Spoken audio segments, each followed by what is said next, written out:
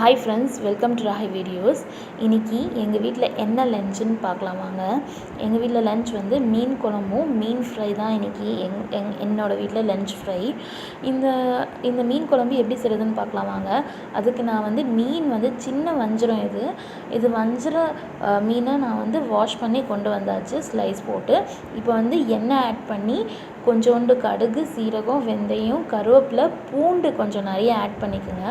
Add பண்ணி நம்ம வந்து வெங்காயத்தை போட்டு நல்லா ஃப்ரை பண்ணி வதக்கிக்கணும். வதக்கிட்ட பிறகு நம்ம வந்து தக்காளி ஆட் பண்ணிக்க வேண்டியதுதானா. தக்காளி ஆட் பண்ண பிறகு நம்ம மீன் குழம்புக்கு தேவையான மசாலா வந்து வரமிளகா, கொஞ்சோண்டு மிளகு, சீரகம், பூண்டு, தேங்காய், கொத்தமல்லி இதை போட்டு நம்ம அரைச்சி கொண்டு வந்துடுறேன்.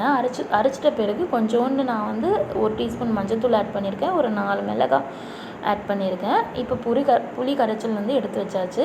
இப்போ வந்து இந்த வெங்காயம், தக்காளி நல்லா வந்து வதக்கிட்ட பிறகு நம்ம இந்த ரெண்டுமே ஆட் பண்ணிக்கலாம். அரைச்சி வச்சதும் சரி, புளி கரைச்சலுமே சரி ஆட் பண்ணிவிட்டு நம்ம வந்து கொஞ்சம் நல்லா தண்ணி விட்டு நம்ம ஒரு 5 to 10 மினிட்ஸ் வந்து சிம்மில் வச்சுட்டா குழம்பு சூப்பராக ரெடி ஆகிடும்.